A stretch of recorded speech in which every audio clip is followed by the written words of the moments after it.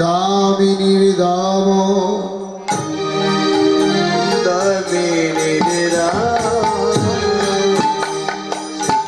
দমন রুচি দর্শনে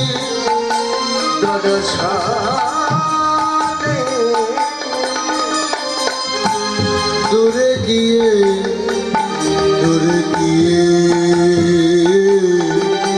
গৌরব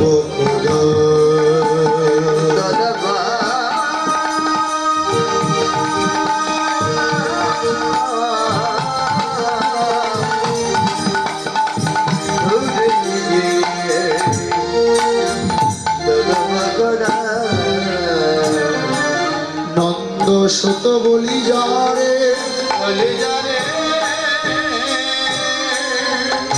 ভাগবতে গাই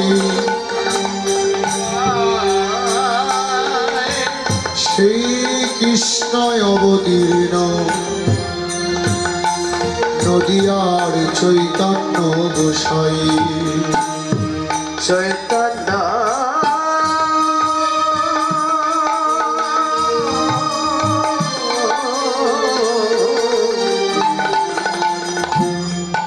চৈতন্য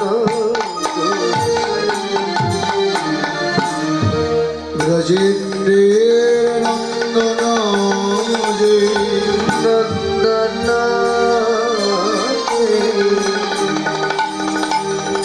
শচী শতহন সে শচী শতহন সে বলরাম বলরাম বলরাম বলরাম আপনি হৃদয়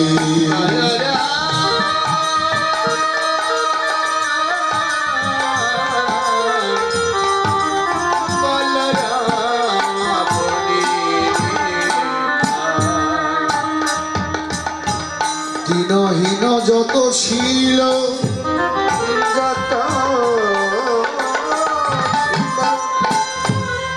মধুর হরি নামে উদ্ধারিল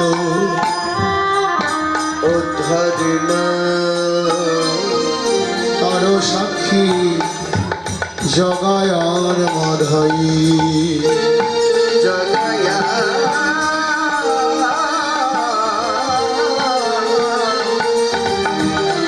জগায়া জগায়ার মাধাই শচী মায়ের দুলালিয়া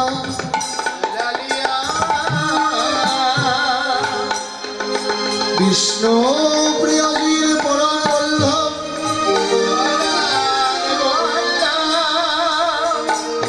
আমার গদাধরের প্রাণ যিনি অনন্ত কোটি বৈষ্ণবের ভগবান যিনি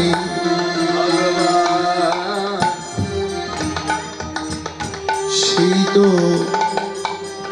প্রেমের ঠাকুর আমার গৌর হরি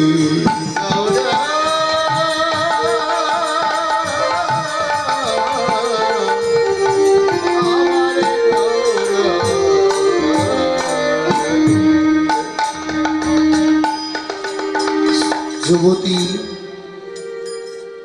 শ্রীধাম নবদ্বীপ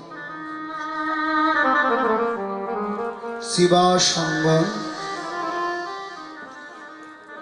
লীলা স্মরণেই বসে আছে। ইতিপূর্বে আপনারা সাধন করেছিলেন গৌর গোবিন্দের অপরাহ্ন লীলা। এখন আপনারা যে লীলা স্মরণে ব্রতী হয়েছেন এই লীলার নাম গৌর গোবিন্দের রূপ অনুরাগ। এই লীলার মুখ্য বিষয়বস্তু মধুময় শ্রীধাম বৃন্দাবনে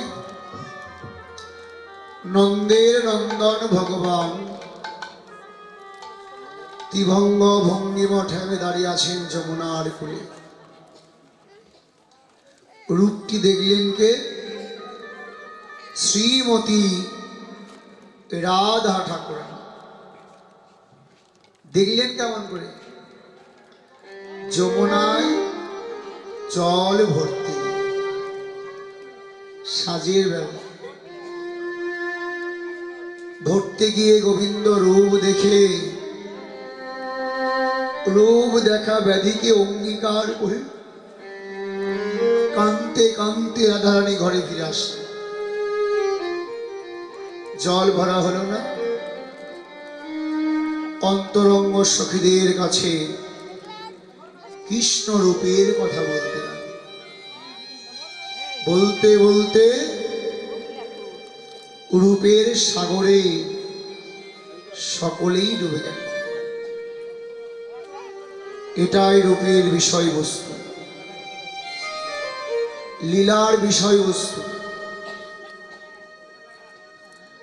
রাধারানী বেলি অবসানকালে যমুনায় জল ভরতে গিয়ে গোবিন্দ রূপটি দিলেন। এই লীলার সময়দণ্ড গৌড়ীয় বৈষ্ণব ভজন গটিকা অনুসারে 6 দণ্ড।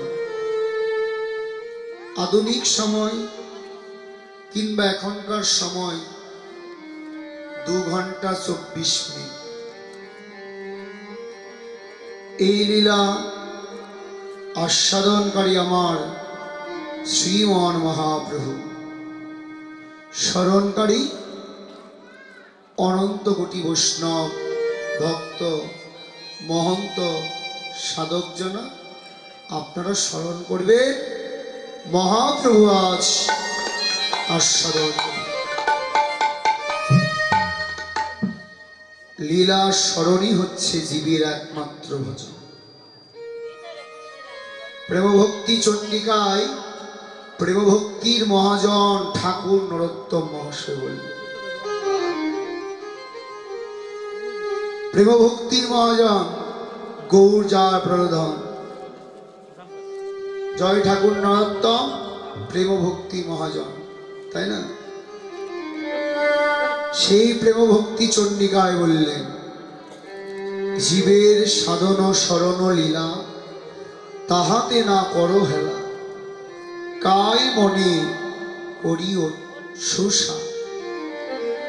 কলিজীবের একমাত্র ভজনই হচ্ছে লীলা স্মরণই একমাত্র ভজন।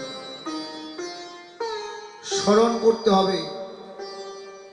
এই যে বসে আছে, এখানে বসে যদি আন কথা বলেন তাহলে স্মরণ হবে না। এখানে লীলা সাগরে ডুবতে হবে। কেমন? যেমন একটি শুষ্ক কাষ্ঠ নদীতে ভাসিয়ে দিলে কি হয়? একবার ভাসে, একবার ডুবে। ভাসতে ভাসতে ডুবতে ডুবতে যেদিন ওই কাষ্ঠে পলি মাটি লেগে যায়, জল আস্বাদন করে ভারী হয়ে যায়, সেদিন ডুবে যাওয়ার সৌভাগ্য লাভ। শুষ্ক কাষ্ঠ যদি ডুবে যেতে পারে, তাহলে আমাদের এই দেহ তো একটি শুষ্ক